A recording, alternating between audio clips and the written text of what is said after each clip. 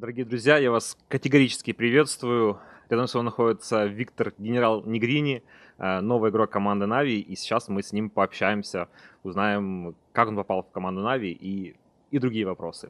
Витя, привет. Привет. Как дела, как настроение у тебя? Настроение хорошее. Играем, настраиваемся на турнир. Вы в Киеве уже на буткемпе сколько дней? Ну, где-то 6 дней, 5. Понятно. Я знаю, это для тебя первое такое большое, наверное, интервью. Для меня тоже, я около года их не брал, поэтому ты не волнуйся, я не волнуйся. Собственно, поехали к сути. Можешь рассказать вообще чуть-чуть о себе, вот если вкратце, там буквально в нескольких словах. Кто ты, где ты живешь, сколько тебе лет, чем увлекаешься помимо доты? Зовут меня Витя. Я живу в городе Ужгород, 19 лет. Ну, играю в доту в свободное время. Как вообще ты начал играть в доту, во сколько это было лет? Начинал доту где-то с 2009 года. Тогда мне друг показал первую доту. Это еще первая была. Да. Вот он показал мне первую доту. Мне понравилось. Я играл в клубах с друзьями. Ходили на турниры, вот эти маленькие. В Ужгороде? Да, в Ужгороде. Но занять первое место не получалось, только второе были, третье. Так. Потом появилась Dota 2, я сразу же купил в нее билет. Ну, не билет, а ключ. Мгм. То есть ты еще попал в ту волну, когда были барыги и ключи продавали, да? Я купил ключ. Ну, там За в первый сколько? месяц, в сентябре. $60, где-то так. В сентябре, ну, сразу после первого интернешнала. Да. Ну вот, и начал так играть. А как вообще в Ужгороде развивался киберспорт? Ты считаешь себя сейчас уже одним из самых известных игроков в Ужгороде, или у тебя тоже есть друзья, знакомые, которые вот вместе с тобой развивались? Кого ты можешь отметить? Ну, я начал, наверное, позже других. Там были люди, кто начинали с 2007 где-то. То есть они постарше, они ездили во Львов на турниры. Еще когда только Дота вышла, не было вообще популярной. Вот. Из популярных, ну, наверное, ну, есть пару людей, но из тех, кто играет в про-командах, наверное, только я. Расскажи, пожалуйста, как ты попал в Нави, какая была хронология этих событий, кто тебя пригласил, кто тебе написал первым? В Нави меня пригласил Арсайл. С Арсайлом я познакомился где-то в октябре 2015 года. Тогда он собирал второй состав по Нави. Вот. Там играл... А вот ты инсайт, наверное, какой-то. Да? Ну, я не знаю. Ну, Неважно, давай. окей, СВЗ. Вот, тогда там был я, Shadow, Artstyle, Ахмо и еще кто-то. Ну, вот, мы играли где-то неделю, у нас все нормально получалось. Мы играли какие-то квалы. В Литву или в Латвию. Вот там какие-то квалы. Дошли до финала, и тогда меня позвали Empire. Ну, и мне пришлось кинуть Ваню, получается, и сыграть за Empire. И мы выиграли эти квалы. Но с Empire позже не сложилось. Мы с характерами не сошлись с некоторыми людьми. А как Ваня тогда отнесся к тому, что ты ушел? Ну, я извинился и сказал, что хочу в Empire. Ну, я думал, это... Ну, она сильная команда, видел перспективы, но не получилось. А что конкретно в Empire не получилось? Можешь поделиться? Empire, ну, у нас было 2 мидера, получается, я Resolution. И трудно было Resolution перестраиваться на харду. А ты не хотел уходить с этой позиции? Я тогда не хотел. Хорошо. Расскажи, пожалуйста, как ты считаешь, за счет чего тебя вообще заметили и начали приглашать вот, ну, сначала в Empire, потом в Na'Vi? Какие факторы этому способствовали? Ну, наверное, я играл много Ranked Matchmaking, был высокий рейтинг. Какой у тебя соло номер? Ну, сейчас 7400. Ну, это, думаю, уже не важно. Да, ну, из про команды я начал играть, наверное, со скрином. Он меня первый позвал в команду какую-то. Потом стендинил в PR, в Empire. И вот так пошло. А ты учился или все время посещал доте? Учился. Где на кого? Учился на программиста в Ужгороде. До 3-го курса дошел, а дальше кинул. А само программирование тебя привлекает или... Ну, вообще-то одна из самых популярных, в принципе, сейчас профессий и, соответственно, перспективных. То есть ты на хорошем уровне владеешь программированием? Мог бы какую-то программу создать или аналитическую программу для дотеров? Я начинал программирование где-то с 9 класса. Ходил там на олимпиады всякие. Ну, так что, ну, я владею, ну, на процентов 40, наверное. Так что я могу написать. Я и писал на заказ программы. Но сейчас уже только на доту перешел. Понял. Как вообще и сколько времени ты тренировался, ну, вот до того, как попал в про-команду? Тренировался, ну, много тренировался, целыми днями, например. Как именно? То есть ты смотрел реплей или просто играл в PUBG-играх? Как это было? Ну, играл много по бирах, это обязательно. Смотрел реплеи профессиональных игроков, ну, мне многие мидеры нравились. И, ну, там Артизи, да, за Дэнди смотрел. Вот. И главное смотреть еще за своими реплеями. Это тоже очень много дает. То есть ты там проиграл в пабах, потом, допустим, проиграл и сразу просматривал реплей, что ты там сделал не так? Ну, в пабах не обязательно, но я смотрел турниры, мотивировался и начинал смотреть за своими ошибками, что я делаю не так. Ну, сравнивал себя с проигроками. Вот так. Понятно. Что вообще изменилось в твоей жизни так вот глобально, когда ты попал в Нави? Можешь как-то так... Или, наверное, было главное изменение, когда ты попал в Empire? То есть было ли какой-то рубеж, там, не знаю, тебя начали узнавать на улицах, или ты почувствовал какую-то популярность? Да нет, не думаю, все обычно. Играю. Ну, в Нави, когда я попал, тогда многие начали писать. Поддерживать, да. Это приятно, спасибо. Ну вот, когда ты попал в коллектив Нави, он, по большому счету, не был вот на вершине топа. И, соответственно, ты ощущал, что тебе тоже придется вместе с командой развиваться, так скажем. Как ты вообще отнесся к тому, что команда находится не топовая, и, соответственно, твой тиммейт стопудово какой-то. Как ты вообще отнесся к тому, что Нави тогда находились не в топе? Ну, я не знаю, Нави не в топе, но игроки все крутые, я со всеми хотел играть. Так что я с Росалом всех хотел играть, с Сонейко, ну, все крутые, все хорошо играют. Было ли какое-то давление или, ну, ощущение, что там от комьюнити, знаешь, какой-то пуш, что команда, там, новая эра, кто там? Это Арстал, стопудово.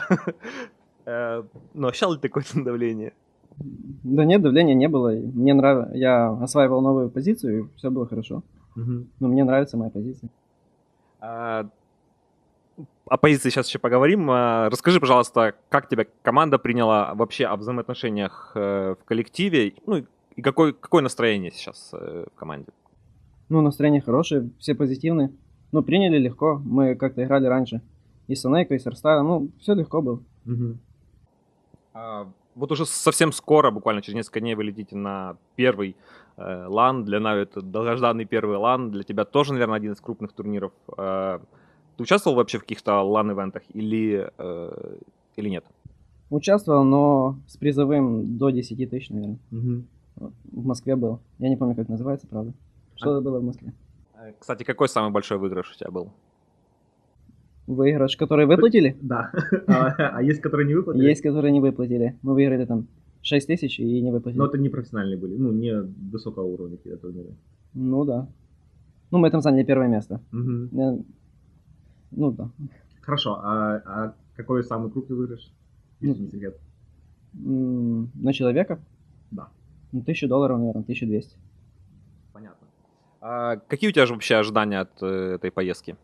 Этой поездки, ну, главное выиграть секретов, а дальше уже увидим. Ну, главная задача стоит выиграть секретов.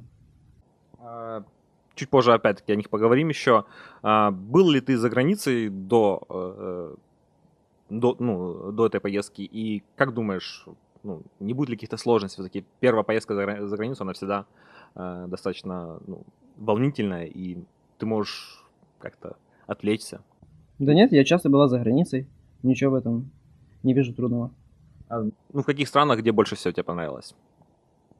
В каких странах? Даже сразу не скажу. Ну, наверное, в Хорватии я был, там хорошо. Правда, были там некоторые проблемы у меня с морем. Но там чистое море, и все хорошо. Ну, был в Италии. Тоже все отлично.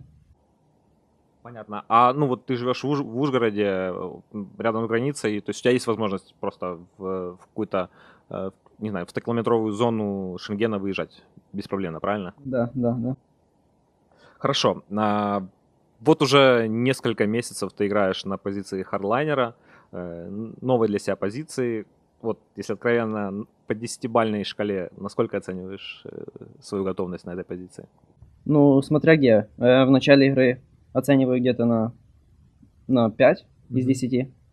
Но в мидгейме, ну, в общем, в драках где-то на 7-8. А вот на лейн-стейже где-то 4-5. Вот так.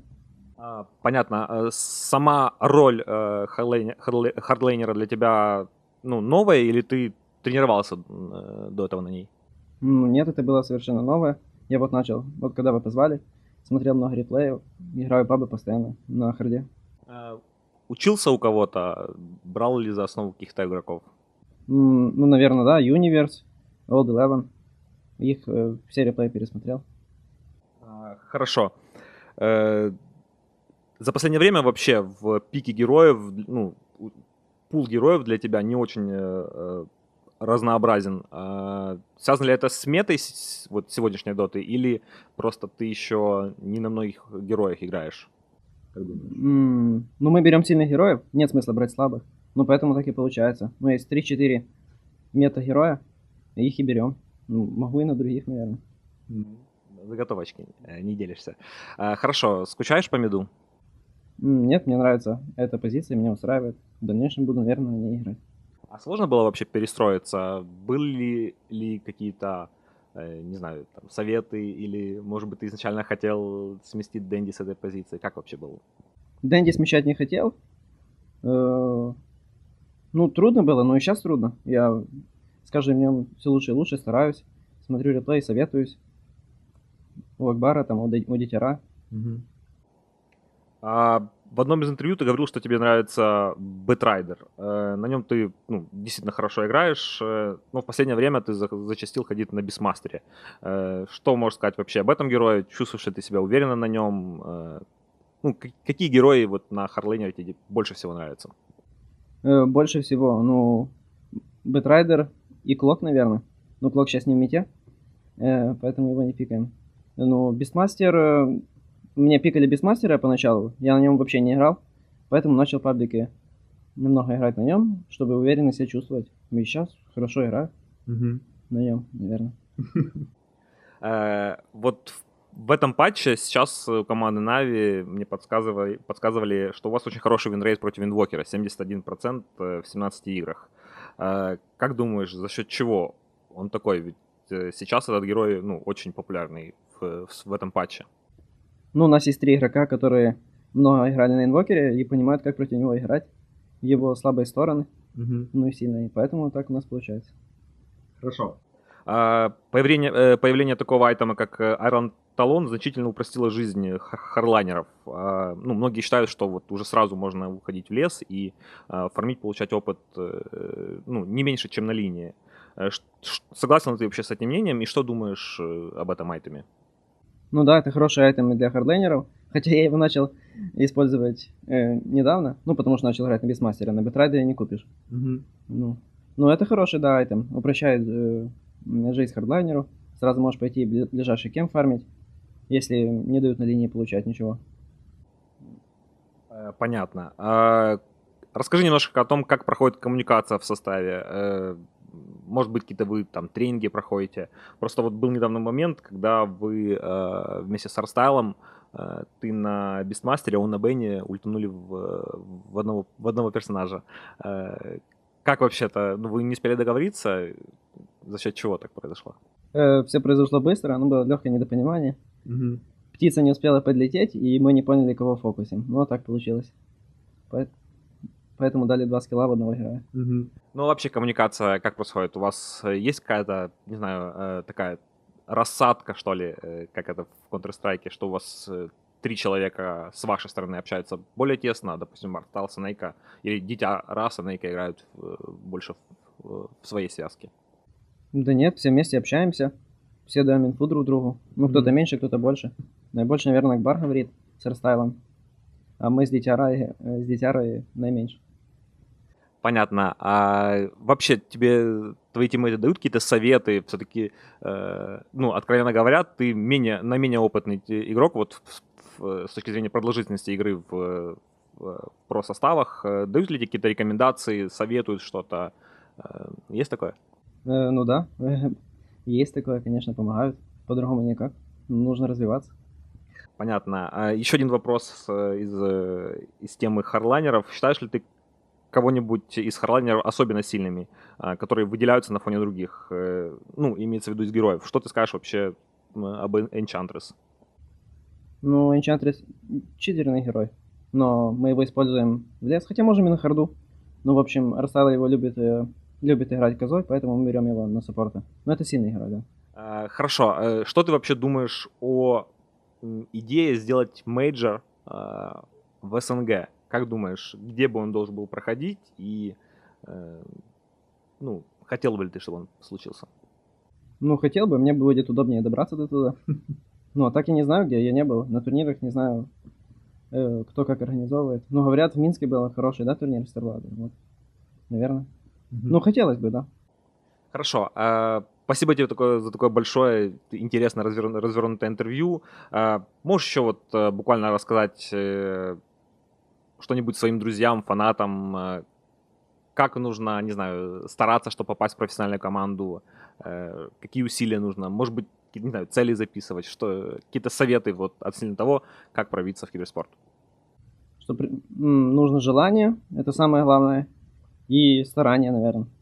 Вот эти два качества нужны. Хорошо. Привет и пожелания, благодарности. Всем привет всем, кто смотрит меня, кто болеет за нас, кто поддерживает. Привет всем ужгородцам, которые тоже очень топят за нас. Все, пока. Спасибо большое за интервью, успехов тебе.